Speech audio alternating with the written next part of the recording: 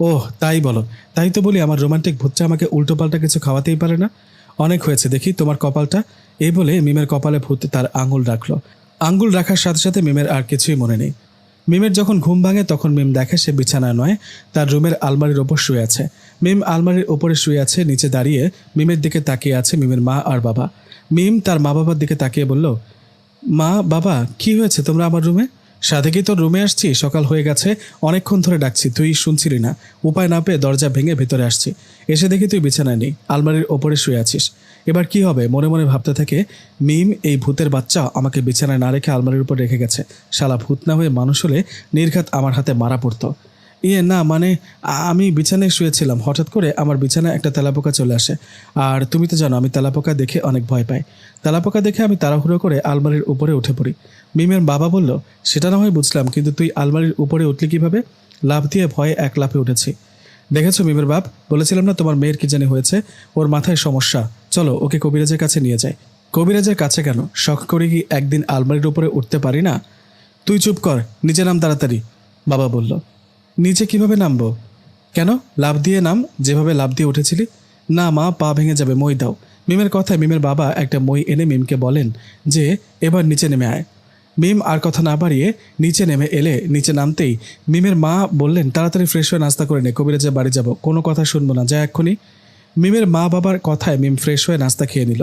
রুমে গিয়ে রেডি হতে হতে ভাবলো, এখন কি হবে? এখন যদি কবিরাজের বাড়িতে যায় আর কবিরাজ যদি ভূতের ব্যাপারে মা বাবাকে সব বলে দেয় তখন কি হবে? কিন্তু কিছু করার নাই। শেষমেশ রেডি হয়ে মিম তার বাবা মায়ের সাথে চলে গেল কবিরাজের বাড়িতে। কবিরাজের বাড়িতে যাবার পর মিমের মা কবিরাজকে বললেন, কবিরাজ সাহেব আমার মেয়েটাকে ভালো করে দেখুন, ও গত 2 দিন ধরে উল্টোপাল্টা কী সব করছে। মিমের মায়ের কথা কবিরাজের মিমের দিকে কিছুক্ষণ তাকিয়ে থেকে বলল, সমস্যা আছে। এদিকে সমস্যা আছে কথাটা শুনে মিম ভাবতে লাগলো, হায় হায়, এবার বুঝি ধরা পড়ে যাব, কবিরাজ বুঝি সব বলে দিবে। ঠিক তখনই কবিরাজ বলে উঠল, সমস্যা আছে, আপনাদের মেয়ে মনে হয় স্বপ্নে একটু একটু ভয় পায়, তাই এসব করে। চিন্তা করবেন না, আমি একটা তাবিজ দিচ্ছি, এটা ওর বাম হাতে বেঁধে দিবেন, আস্তে আস্তে ঠিক হয়ে যাবে। আর বেশি সমস্যা হলে আমাকে ডাকবেন, আমি আপনাদের বাড়িতে যাব। কবিরাজের কথা শুনে একটা তাবিজ নিয়ে মিম ও তার বাবা মা বাড়িতে চলে আসলেন। বাড়িতে এসে মিমের মা মিমের হাতে তাবিজটা বেঁধে দিলেন। মিম হাতে তাবিজটা পড়তে চায়নি, তবুও পড়তে হলো। যাই হোক, সে রাতের ঘটনা। রাতের খাবার শেষে মিম অপেক্ষা করতে থাকে ভূত আসবে কিনা, কিন্তু তার হাতে তো তাবিজ বাঁধা। মিম তবুও অপেক্ষা করতে থাকে। বেশ কিছুক্ষণ পর মিমকে অবাক করে দিয়ে ভূত চলে আসে মিমের রুমে। ভূতকে দেখে মিম অবাক হয়ে বলে, আরে ভূত, তুমি কিভাবে আসলা? কেন, রোজ রোজ যেভাবে আসি সেভাবে? কিন্তু আমার হাতে তো তাবিজ বাঁধা, জানো না? মা বাবা আমাকে জোর করে কবিরাজের বাড়ি নিয়ে গেছে। ভাগ্য ভালো কবিরাজ কিছু বুঝতে পারেনি। তা বুঝবে কি করে, কারণ কবিরাজটা তো আমি ছিলাম। মানে মানে আমি কবিরাজ রূপ নিয়ে সেখানে ছিলাম, তোমরা আসল কবিরাজের কাছে পৌঁছাতে পারোনি। আমি কবিরাজ সেজে তোমাকে এমনি এমনি তাবিজ দিয়েছি। আরে বাহ, এই না হলে আমার রোম্যান্টিক ভূত। শালা, তুমি তো মানুষের চেয়েও রোম্যান্টিক বেশি। এতদিন কই ছিলে? আরও আগে কেন দেখা দাওনি? আরে আরও আগে দেখা হলে তো তোমার জ্বালা সহ্য করতে না পেরে পাগল হয়ে গাছের ডালে ঝুলে থাকতাম। আমি এতটা জ্বালাই না। নাও, তোমার জন্য মাংস রেখে দিয়েছি, খাও। দাও দাও। বাহ, খুবই দারুণ খেতে, খুব মজা। কিসের মাংস? কিসের আবার? ব্যাঙের। ওহ, খুব টেস্ট, খুব টেস্ট। কথাটা শুনে মিম মনে মনে বলে উঠল, ভূতের বাচ্চা ব্যাঙ চেনে না মনে হয়, তাই এরকম করে খাচ্ছে। খাওয়ার শেষ। সত্যি কি ব্যাঙের মাংস এগুলো? আরে না, মুরগির। তোমাকে এমনি বললাম। আচ্ছা সেটা যাই হোক, তোমাকে একটা কথা বলবো ভাবছি। কি কথা বলো?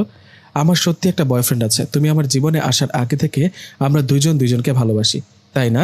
আমাকে বোকা বানানোর ধান্দা করছো আবারও, তাই না? না, এটা সত্যি। কে সে? কি করে? কিছু করে না, গল্প লেখে। নাম কি ওর? ওর নাম নিশাত। ও আচ্ছা, দেখে আসি তোমার ভালোবাসার মানুষটাকে। না, যাবে না, তুমি নিশাদের কাছে যাবে না, আর কোনো ভয়ও দেখাবে না। কিন্তু মিমের কথা না শুনে ভূত চলে গেল নিশাদের কাছে। নিশাদ তো আমি গল্পের মধ্যে ঢুকে গেলাম। মিম, ভূত ও আমি এই তিনজনকে নিয়ে এই মজার গল্পটা পড়তে থাকুন, বুঝবেন। যাই হোক, মিমের কাছ থেকে ভূত চলে আসলো আমার কাছে। রাত 12টা কি 1টা হবে। সে রাতে আমি ঘুমিয়েছিলাম, হঠাৎ কে যেন আমাকে ডাকছে, এই যে ওঠো, আর কত ঘুমাবে? কথাটা শুনে ঘুমের ধান্দায় আমি বললাম, বাবা ডাকছো কেন? আরেকটু ঘুমাতে দাও প্লিজ। আমার কথা শুনে সে বলে উঠল, আমি তোর বাবা না রে, চোখটা খুলে দেখ একবার। কথাটা শুনে চোখ খুলে তাকাতেই এক লাফে বিছানা থেকে উঠে দাঁড়ালাম। কে আপনি? কে বলুন? আমার কথার জবাবে উনি বললেন, আমি ভূত। ভূত মানে? ভূত মানে ভূত? ভূতের মুখে ভূত কথাটা শুনে চিৎকার দিতে যাব, ঠিক তখনই ভূত বলে উঠল, এই দাঁড়া দাঁড়া, চিৎকার দিবি না, চিৎকার দিলে মেরে ফেলবো। ঠিক আছে, কি বলবেন বলেন। তুই কি মিমের বয়ফ্রেন্ড? হ্যাঁ, আমি মিমকে ভালোবাসি। ওকে ভুলে যা, কারণ আমি মিমকে ভালোবাসি। কি? আপনি ভূত হয়ে আমার জিএফ এর পেছনে কেন লাগলেন? কোনো ভূতনিকে বিয়ে করুন না ভাই। আমি মিমকেই চাই, ওকে ভালোবাসি। তুই নাকি মিমকে ভালোবাসিস, তাই তোকে দেখতে এলাম। ভূতের মুখে কথাটা শুনে মনে সাহস এনে বলে উঠলাম, ওহ, তাহলে আমাকে দেখতে আসিস। এই শোন, কি ভেবেছিস তুই ভূত বলে তোকে দেখে ভয় পাবো? আরে আমি হলাম 4G বয়, মেয়েদের ক্রাশ, ব্লুটুথ বয়। তুই আমার কি করবি রে? ভূত বলল, তাই নাকি? কিরকম 4G বয় তুই, তা তো দেখতেই পাচ্ছি। আমাকে দেখে তোর লুঙ্গি ভিজে গেছে কেন? ভয়ে লুঙ্গিতে মুতে দিয়েছিস নাকি? না মানে, আমি মাঝে মধ্যে ইচ্ছা করে বিছানায় বা নিজের লুঙ্গিতে মুতি। কেন কেন? ওই ছোটবেলায় বিছানায় কত মুততাম, বড় হয়ে কি ওসব ভুলতে পারি, তাই আর কি। শালা পাগল, এসব আবল তাবল কথা বাদ দে। মিমকে ভুলে যা, নইলে উল্টো করে গাছের ডালে ঝুলিয়ে রাখবো। ভূতের কথা শুনে মনে মনে ভাবলাম, আমাকে ভয় দেখাচ্ছে। আমি কোথায় যেন পড়েছিলাম, শরীর নাপাক থাকলে ভূত কাছে আসতে পারে না। আমার শরীরে তো প্রস্রাব লেগে আছে, ও এখন আমার কাছে আসতে পারবে না, যাই বলি না কেন। এই ভেবে ওকে বললাম, কি করবি কর, দেখি, আয় কাছে আয়। আমার কথা শুনে ভূত আমার দিকে এগিয়ে আসতে লাগলো। এটা দেখে আমি বললাম, আয় আয়, কাছে আয়, পারলে কাছে আয়। আমার কথা শুনে ভূত বলল, তোর কাছে যেতে পারবো না, তোকে কে বললো? এই হাদিস কই পাইলি? আমি বললাম, ভূতের মুভিতে দেখেছি। এটা কি মুভি পাইলি নাকি? এটা বাস্তব। আমি তোর সামনে এখন ধরে তোর সব রক্ত খেয়ে ফেলবো। তাহলে আমার রক্ত খাওয়া হবে আর মিমকেও আমি পাবো। আমাদের মাঝে আর কেউ থাকবে না। কথাটা শুনে আমি